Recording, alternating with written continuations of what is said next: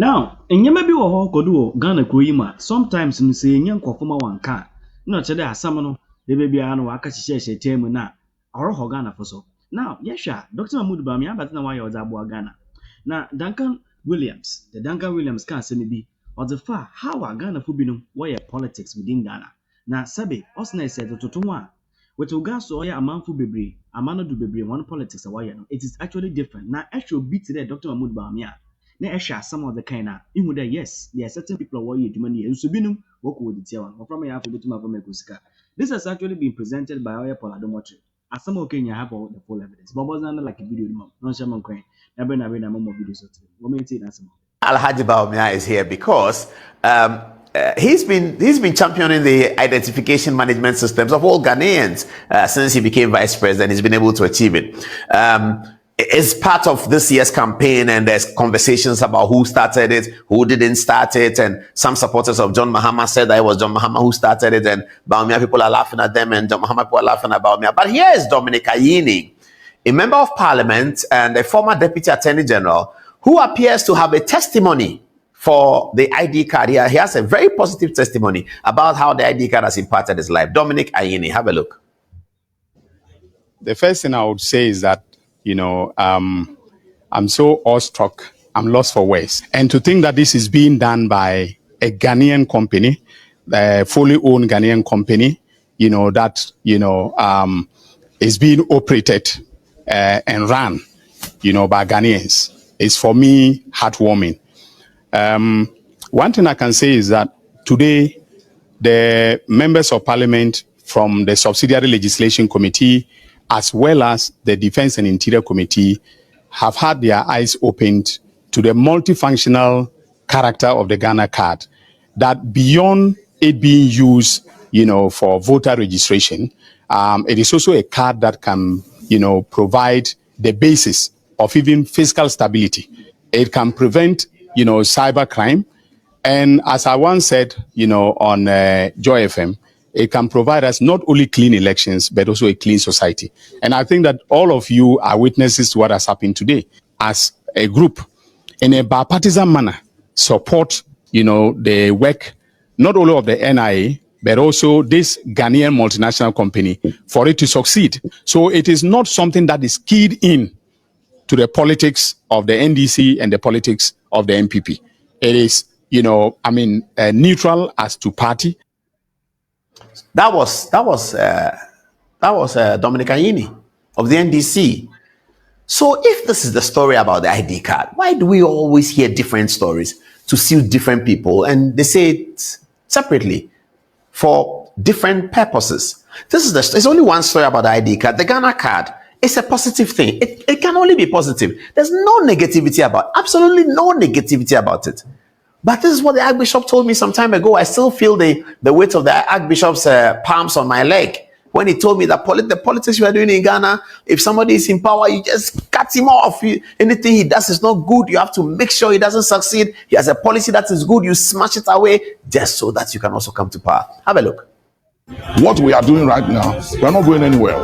Because watch this. I'm telling you, what we are doing right now, I want you to stand. Let me show you something. Just stand. If I'm in opposition, just face this way. If I'm in opposition and you are in office, I hold your leg like that. Try to move. Yeah. Try to move. I cannot move. Try to do something. You are not going anywhere. Yeah. I will make sure I circumvent you and sabotage you until you leave office. Wow. And when you also come, same thing. I will also do the same to you. So I don't wish you well, you don't wish me well. So the nation is bleeding. The nation is bleeding.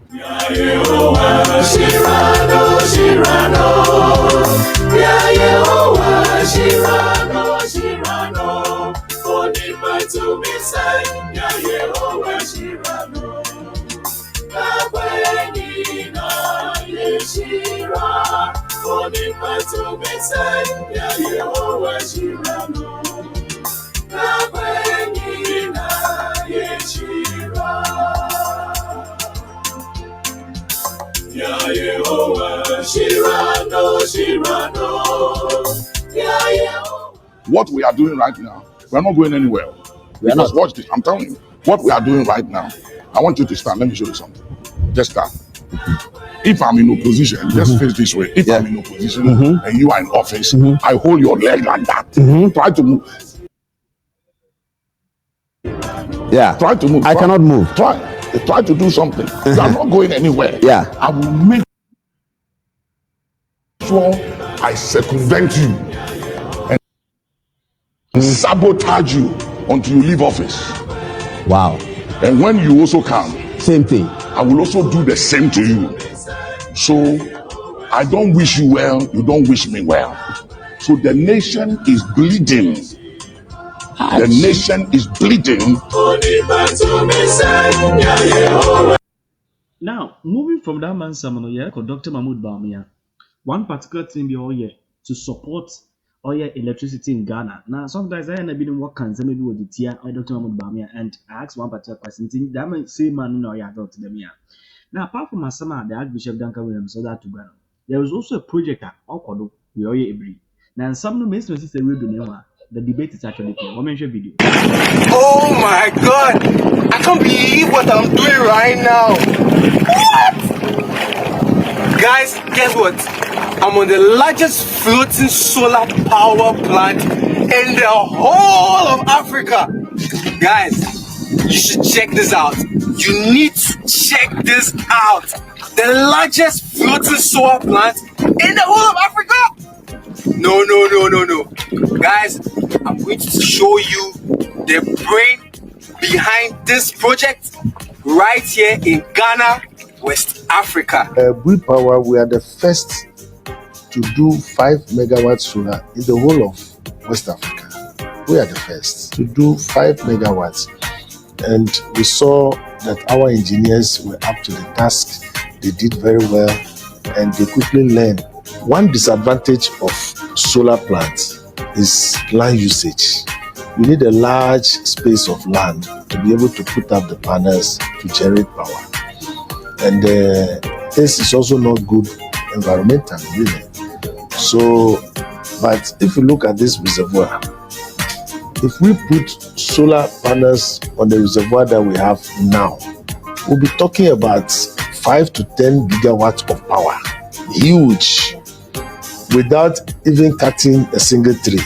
This is a 5 megawatt floating solar PV power plant. It is located on the Saddle Dam of the Bui Power Authority here in Bui. The Bui Power Authority is a power generation company, and at Bui Power Authority, we generate electricity from hydro and solar.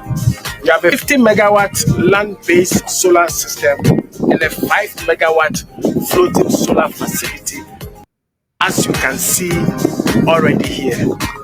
The good news is that compared to the land-based solar facility, the floating solar is about 15 to 19% more efficient than the land base. You can see there are no dust on the panels as compared to the land based floating solar where you have to be cleaning the panels regularly. But here, no. Another advantage is that the floating solar, the water underneath it provides a cooler temperature. So the temperature of the panels is reduced, and that increases the efficiency of the solar power plant. That is not enough. The base as it is, these solar systems have a bifacial facility. So the reflection of the sun on the water back to the base of the solar plant also generates more electricity. So we are getting more value for money. That is not enough. We have the fish. Most of the fingerlings are drilled underneath this floating solar system. So you can see, this is no other place than Ghana, between the Bono and the Savannah region. So I, as the CEO, have decided that we are going to increase it very quickly to add 10 more megawatts. And if the 10 more megawatts is also done at the time that we want, it means we better start looking more to floating solars than the land-based.